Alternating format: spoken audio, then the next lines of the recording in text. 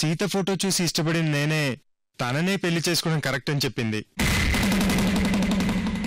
అంతేకాదు తను అజయ్ వర్మన్ పెళ్లి చేసుకుంటా అని చెప్పింది డాడ్.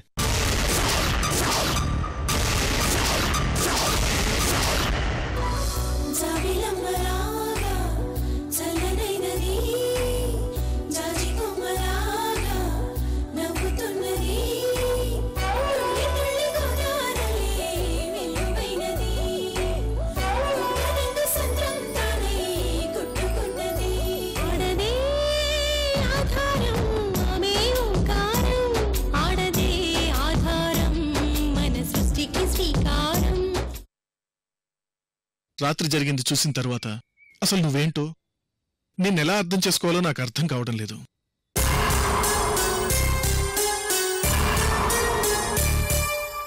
నువ్వు రాత్రి తోటవైపుకు వెళ్తాన్ని నేను గమనించాను. పెళ్లి సంబంధం కోసం మా ఇంటికి వచ్చిన రుద్రవర్మని నువ్వెందుకు చంపాలనుకున్నావు?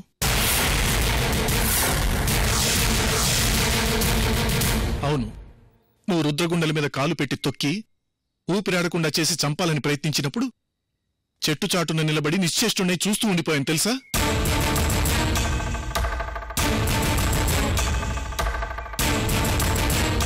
చివరి నిమిషంలో అనసూయ వాళ్ళ అబ్బాయి విజయ్ వచ్చారు కాబట్టి రుద్రని చంపకుండా వదిలేశావు.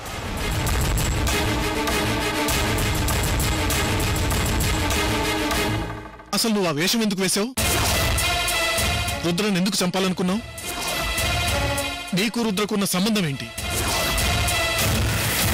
రాత్రి అలా పిచ్చిగా ఎందుకు ప్రవర్తించావు?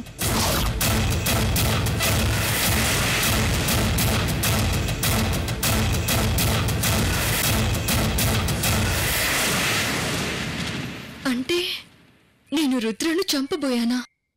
గుండెల మీద కాలు పెట్టి తొక్కానా? నేనలాంటి ప్రయత్నం చేయలేదే. సీత, ఏంటి మాట్లాడు? నిజం చెప్పు, లేకపోతే నీ గురించి నా అభిప్రాయాన్ని మార్చుకోవాల్సి ఉంటుంది.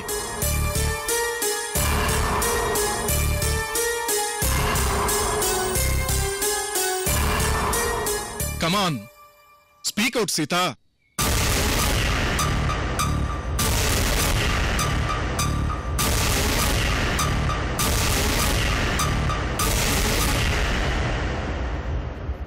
అంకుల్, నాకు అబద్ధం చెప్పే అలవాట్లేదు. నిజమేంటో చెప్తాను, కానీ మీరు నాకు అన్ని రకాలుగా సపోర్ట్గా ఉంటానంటేనే చెప్తాను. అలాగే, నిజానిజాలు తెలిసాక నీ నిజాయితీ నాకు అర్థమయ్యాకే నీకెలాంటి సపోర్ట్ కావాలని నేను చేస్తాను. నేను ఈ ఊరి జానకమ్మ మనవరాలని మీకు తెలుసు. పట్టడి గురించి కనుక్కునే ప్రాసెస్లో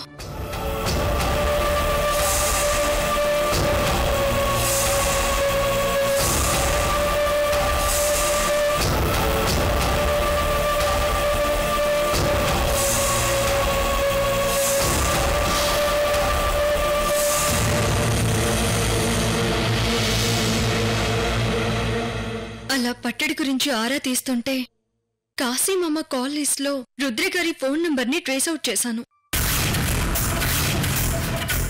ఆ నంబర్ ఎవరితోనని ఫోన్ చేస్తే రుద్రవర్మ గారు లైన్లోకి వచ్చారు.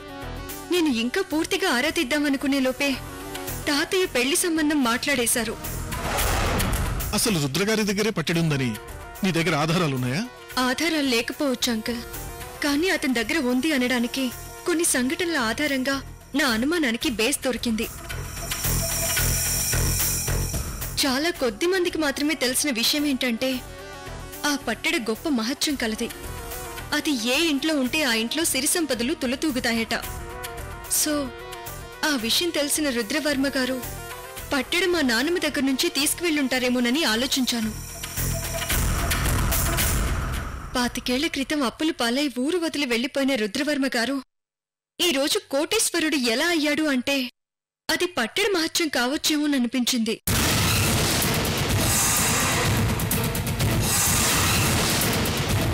అంతేకాదు, ఒకరోజు నేను వైజయంతి గుడికి వెళ్ళినప్పుడు పట్టడి గురించి ఏమీ తెలియని వైజయంతి ఎవరూ ద్రోహం చేశారని, మోసం కుట్రతో పట్టడి తీసుకువెళ్లారని నాతో గుళ్ళో ఆవేశంగా చెప్పింది. ఆ రోజు వైజయంతి కళ్లల్లో ఏదో తెలియని మార్పు గమనించాను. అంటే నీ ఉద్దేశ్యం ఊళ్ళో వాళ్ళందరూ అంటున్నట్టుగా మీ నాయనమ్మే ఆత్మరూపంలో వచ్చి వైజయంతిని ఆవహించి అలా మాట్లాడుంటుందా? ఈ పూనకాల్లాంటి మూఢ నమ్మకాల మీద నాకు పెద్దగా నమ్మకం లేదు.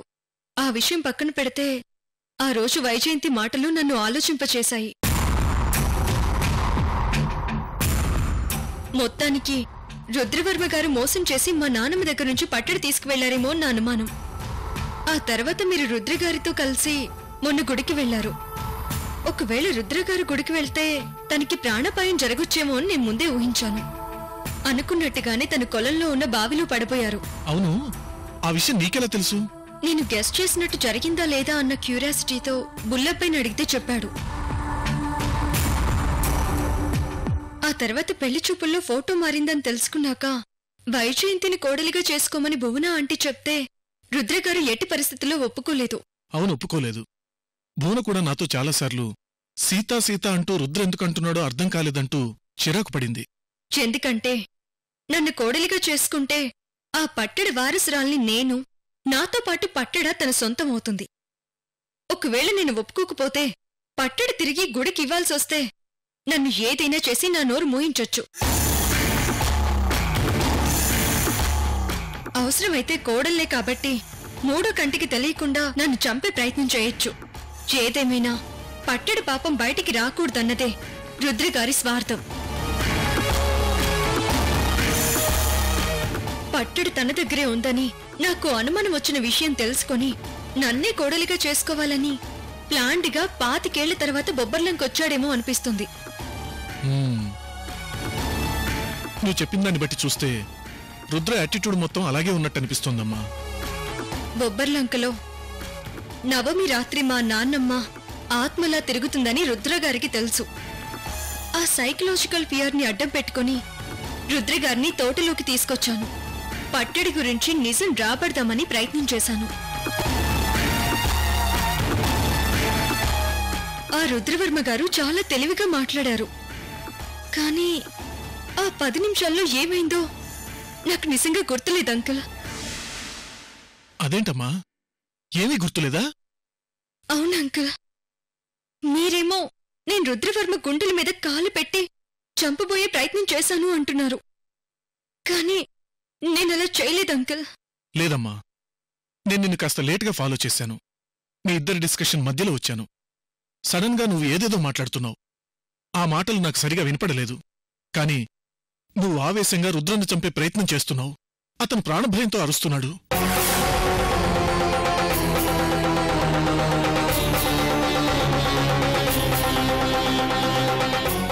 నేను నా కళ్ళతో ప్రత్యక్షంగా చూశాను.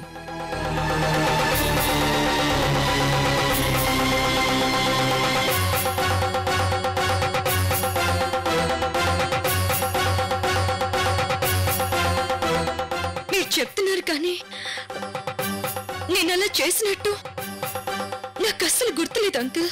అంటే మీ నానమ్మ నిన్ను పూని రుద్రను చంపే ప్రయత్నం చేసిందంటావా? ఆత్మల మీద నాకంతగా నమ్మకం లేదు అంకుల్. నేను నమ్మనమ్మా. కానీ నువ్వు చెప్పిన దాన్ని బట్టి చూస్తే రుద్రకు పట్టెడుకు ఏదో సంబంధం ఉందని నాకు అర్థమవుతుంది. లేకపోతే అర్ధరాత్రి ఇంత కథ జరిగితే అవేవి నాతో చెప్పకుండా నాతో ఎంత పెద్ద అబద్ధం చెప్పాడో తెలుసా? ఏమని చెప్పాడు అంకుల్? బాత్రూంలో జారిపడ్డాను అన్నాడు. అంత పెద్ద అబద్ధం చెప్పాల్సిన అవసరం తనకేముంది? రాత్రి జరిగిన అసలు విషయం దాస్తున్నాడంటే తన మనసులో ఏదో తెలియని భయం ఉంది. నవమి రాత్రి జానకమ్మ తన మీద దాడి చేసిందని మనకి చెప్తే పట్టడికి తనకి ఏదో సంబంధం ఉందని మనం అనుమానిస్తామేమోనని భయపడుతున్నాడేమో. నేను అదే ఆలోచిస్తున్నాను అంకుల్. నాకిప్పుడు క్లియర్గా అర్థమైందమ్మా. పట్టెడ విషయం రాబట్టడానికి రాత్రి నువ్వు మీ నానమ్మ వేషంలో వెళ్ళావు. అది సరే, ఈ విషయాలన్నీ మామయ్య గారికి తెలుసా? నాకు రుద్రగారి మీద అనుమానం ఉందని తాతయ్య గారికి చెప్తే గొడవలైపోతాయి అంకుల్. ఎందుకంటే ఇప్పటికే పట్టడిపోయిన కోపంలో ఉన్న తాతయ్య గారు కానీ ఊరి వాళ్ళు కానీ రుద్ర మీద అనుమానం ఉందని తెలిస్తే వదిలిపెట్టరు. ఊళ్ళో గుడి స్తంభానికి కట్టి నిజం చెప్పే వరకు కొడతారు. ఆ పద్ధతిలో వెళ్లడం కరెక్ట్ కాదు. మనకేదైనా గట్టి ఆధారం దొరికితే రుద్రగారిని నిలదీసి అడగొచ్చు. కానీ ఆధారాలేమీ లేవు. అతని నోట్ నుంచి నిజమేంటో రాబట్టడానికి రాత్రి నేను అలా ప్లాన్ చేశాను. అంతేగాని ఆయన్ని చంపే ఉద్దేశం మాత్రం నాకు లేదు అంకుల్. నిజమేనమ్మా, నువ్వు ఆ వేలో వెళ్లడమే కరెక్ట్. ఎందుకంటే రుద్ర మామూలు వ్యక్తి కాదు. ఆర్థికంగా రాజకీయంగా ఎంతో పలుకుబడి ఉన్న తను, నువ్వు తనని అనుమానిస్తున్నావని తెలిసి కూడా నిన్ను కోడల్ని చేసుకోవాలన్న ప్లాన్తో ఇక్కడికొచ్చాడు. తొందరపడి మనం బయటపడి అతన్ని నిలదీస్తే ఆ తరువాత రకరకాల ప్రయత్నాలు చేసి అతను తప్పించుకుంటాడు. అప్పుడు అతన్ని ఎదుర్కోవడం మనకి కష్టం కావచ్చు. అందుకే అంకుల్, రుద్రగారు బెంగళూరు తిరిగి వెళ్లేలోపు ఏదో ఒకటి చేసి గట్టి ఆధారాలు సంపాదించాలి. పట్టడి గురించి తెలుసుకోవాలి. నాకు తెలిసి అతను కూడా మనలాగే ఆలోచించి నిన్ను కోడలుగా కన్ఫర్మ్ చేసుకుని నిశ్చితార్థం పూర్తయ్యేంతవరకు బొబ్బర్లంక వదిలి వెళ్ళడు. పోనీ రుద్రకొడుకు విజయవర్మతో ఏదైనా క్లూ దొరుకుతుందేమో ట్రై చేయొచ్చు కదమ్మా. ఏంటమ్మా నవ్వుతున్నావు? అంకుల్, పట్టడి విషయంతో పాటు ఇంకొక పెద్ద ప్రాబ్లం మీకు చెప్పాలి. ఏంటమ్మా అది? విజయవర్మ. అతనితో ప్రాబ్లం ఏంటి? రుద్రవర్మ కొడుకుగా పెళ్లి చూపులు చూడ్డానికి వచ్చిన విజయవర్మ నిజానికి రుద్రగారి సొంత కొడుకు కాదంకుల్. అవునంకుల్, అతను వికాస్ అనే పెద్ద క్రిమినల్.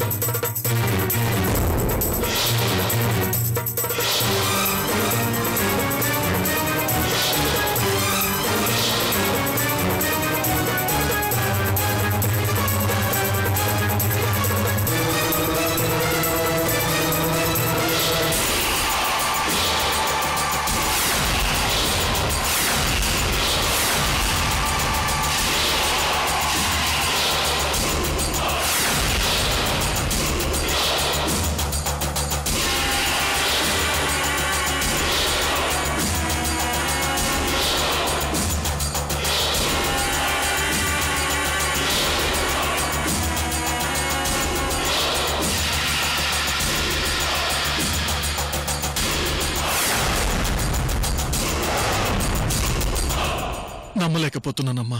అవునంకల్, ఆ క్రిమినల్ కేసు వాదించి వాడికి ఉరిశిక్ష వేయించింది కూడా నేనే.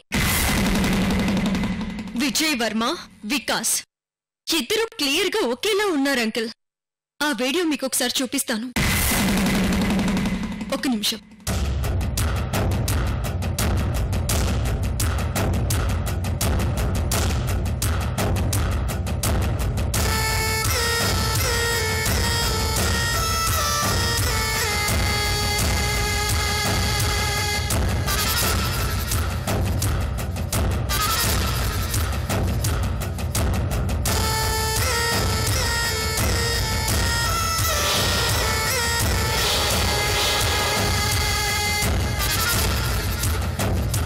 అన్బిలీవబుల్.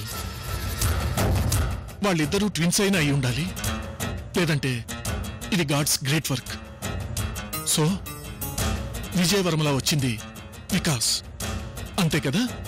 అవునంకల్, విజయ్ వర్మ తనలా ఉన్నాడని వికాస్కి ఎలా తెలిసిందో తెలియదు కానీ చాలా తెలివిగా అతని ప్లేస్లోకొచ్చాడు. అది కదమ్మా, వికాస్ యాక్సిడెంట్లో చనిపోయాడు కదా. వికాస్ యాక్సిడెంట్లో చనిపోయాడా లేదా అన్నది, అతను వికాసా విజయ్ వర్మ అన్నది మీకు సాక్ష్యాలతో సహా 24 అవర్స్లో ప్రూవ్ చేస్తానంకల్. అదేలాగమ్మా? ఆ విషయాలన్నీ నేను చూసుకుంటానంకల్, మీరేమీ టెన్షన్ పడకండి.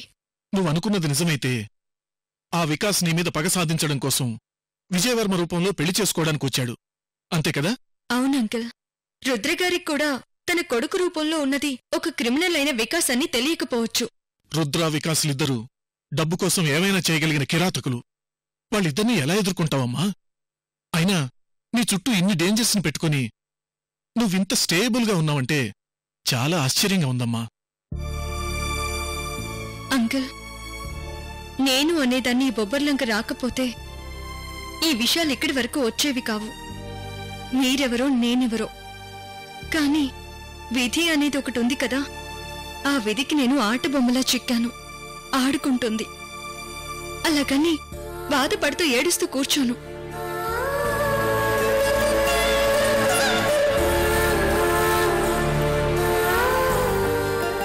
ఎన్ని కష్టాలు ఎదురైనా ఎంతమంది ఈ అమృతను మట్టు పెట్టాలని చూసినా ఎవరి వల్ల ఏమి కాదంకల్.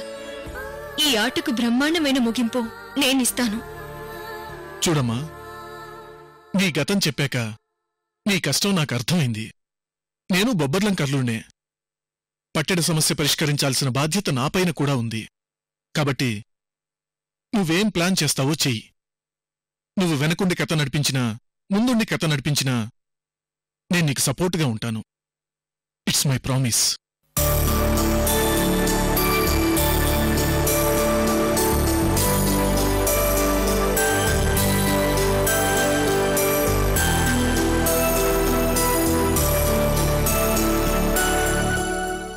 అంకుల్, మనం నడిపించే ఈ కథలో ఇంకో 2 ప్రాబ్లమ్స్ ఉన్నాయి. ఇంకా ఏం ప్రాబ్లమ్స్ అమ్మా? ఉన్నాయి అంకుల్. 1 విక్రమ్, 2 వైజయంతి.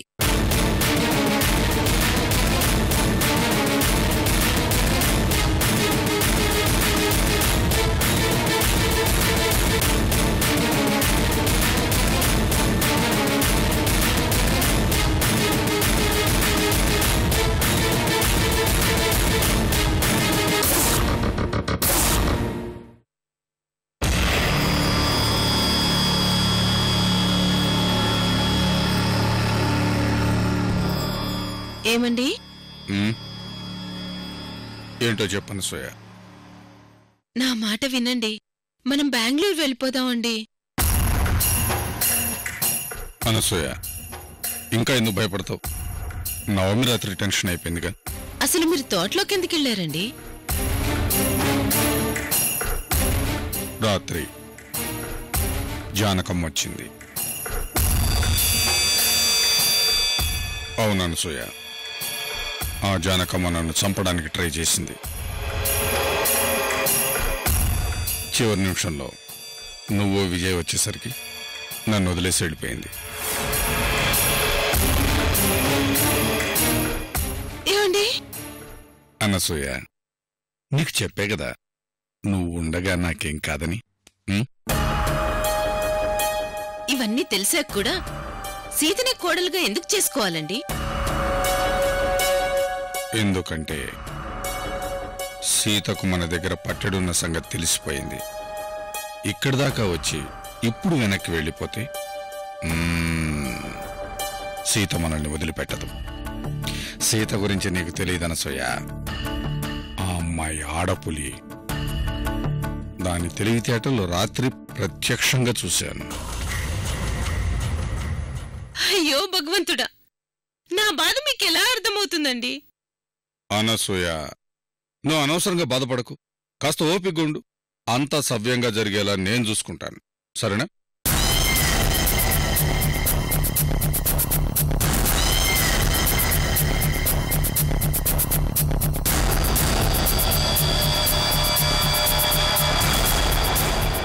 సీత, నువ్వు నా కోడలివి ఎలా కావో చూస్తాను. భువనా, అల్లుడు గారు ఇంకా రాలేదా? రాలేదు నాన్న. పాపం, రుద్ర బాత్రూంలో కాలు జారి పడ్డాడట. జస్ట్ హ్యాండ్ ఫ్రాక్చర్ అయిందని, భయపడాల్సిన అవసరం ఏమీ లేదని ఇందాకే ఆర్కే ఫోన్ చేసి చెప్పారు. ఈ పెళ్లి సంబంధం ఇంత పేటముడిగా తయారవుతుందని అనుకోలేదు. నాన్న, నా కూతురు వైజయంతిని కోడలుగా చేసుకోమని నేను రుద్రని ప్రెషరైజ్ చేయలేదు. కాకపోతే ఆ సీతే ఈ పెళ్లి చేసుకోను అన్న తర్వాత వాళ్లు మాత్రం చేసేదేముంది? ఒట్టి చేతులతో వెనక్కి వెళ్లడం తప్ప. అది నిజమేనమ్మా. పాపం, నా ఇంటి మనవరాళ్లలో ఎవరో ఒకరిని తనింటి కోళ్లగా చేసుకుందామని, అది తనకు దక్కే గొప్ప అదృష్టంగా భావిస్తానని కొండంత ఆశతో వచ్చాడు. అతను మీకంత గౌరవం ఇచ్చేటప్పుడు నా కూతుర్ని కోడలుగా చేసుకోవచ్చు కదా నాన్న?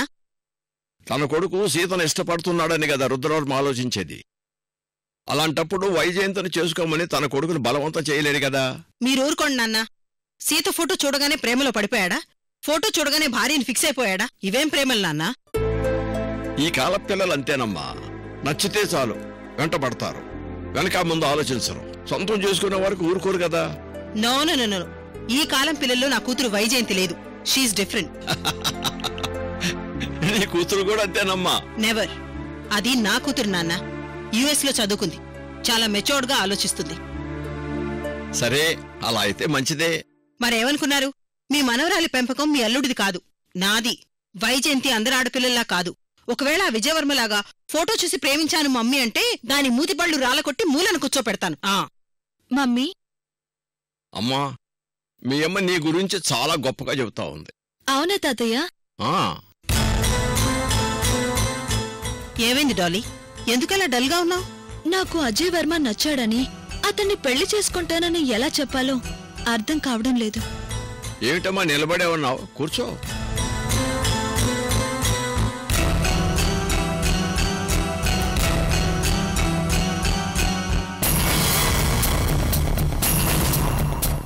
డాలీ, ఏంటి అదోలా ఉన్నావు? ఏంటో చెప్పమ్మా. మమ్మీ, అది పెళ్లి విషయం. ఆ విషయం గురించి మీ తాతయ్యతో డిస్కస్ చేస్తున్నాను. ఇంతలో నువ్వు వచ్చావు. చూసారా నాన్న, నా కూతురు పెళ్లి గురించి ఆలోచిస్తూ ఎంత మదన పడుతోందో. భువనా, నా మనవరాలకి మన స్టేటస్కి తగిన సంబంధాలు బోల్డొస్తాయి. ఈ సంబంధం తప్ప వేరే గత్యంతరం లేదన్నట్టు నువ్వు కంగారు పడుతున్నావు. వైజయంతిని కంగారు పెడుతున్నావు. వదిలేసేయి. అది కాదు నాన్న, నాకీ సంబంధం నచ్చిందని మీకు ముందే చెప్పాను. మీరే ఎలాగైనా రుద్రనొప్పించి ఈ సంబంధం ఖాయమయ్యేలా చూడండి.